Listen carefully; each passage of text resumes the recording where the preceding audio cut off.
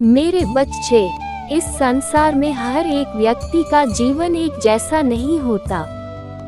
इस संसार में हर व्यक्ति को अलग अलग परीक्षाएं देनी होती हैं और सभी अपने कर्मों के अनुसार ऐसा करते भी हैं। आपके किए हुए सभी कर्मों का फल आपको इसी जन्म में प्राप्त होता है, फिर चाहे वो अच्छा हो या बुरा। आपके जीवन में एक तय समय के बाद आपको आपके कर्मों का फल अच्छे या बुरे रूप में प्राप्त होता है और फिर आप इस दुनिया से विदा ले लेते हैं। मगर किसी कारण की वजह से उस जन्म में आप अपने कर्मों को नहीं भोग पाए या आपका कोई काम अधूरा रह गया है, तो उसे पूरा करने या अपने कर्मों के फल को भोगने आपको फिर से एक नया जन्म लेकर आना पड़ता है और यह सिलसिला तब तक चलता रहता है जब तक आपके सभी कर्म फल पूरे नहीं हो जाते। अब ऐसा ही एक कर्म चक्र आपके जीवन में उपस्थित होने जा रहा है। तुम्हारे पिछले जन्म का साथी तुम्हारा इस जन्म में तुम्हारी प्रतीक्षा कर रहा है।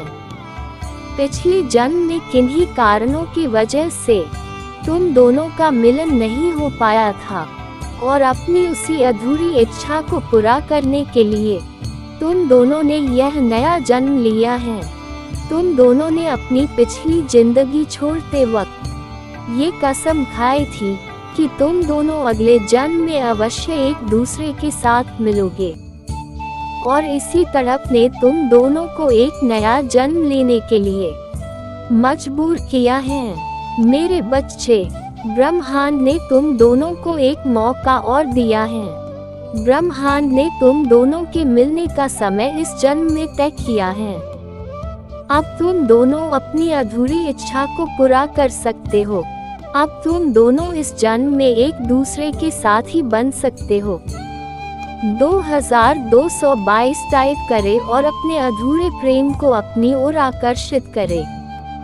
मेरे बच्चे, तुम्हारा सच्चा प्रेम सफल रहा है। तुम्हारे सच्चे प्रेम ने तुम्हें ढूंढ लिया है। ब्रह्मांड फिर से तुम दोनों को साथ ला रहा है। ब्रह्मांड फिर से तुम दोनों की एक नई कहानी लिख रहा है। बहुत जल्द तुम दोनों की भेंट एक दूसरे से होने वाली है। बहुत जल्द तुम दोनों एक दूसरे को पहचानने वाले हो।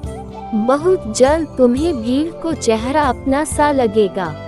वो जब पहली बार तुमसे मिलने आएगा तो तुम्हारे लिए एक गुलाबी गुलाब लेकर आएगा और तुम्हें उसे देखते ही प्यार हो जाएगा। महादेव तुम दोनों को फिर से एक बार साथ कर रहे हैं।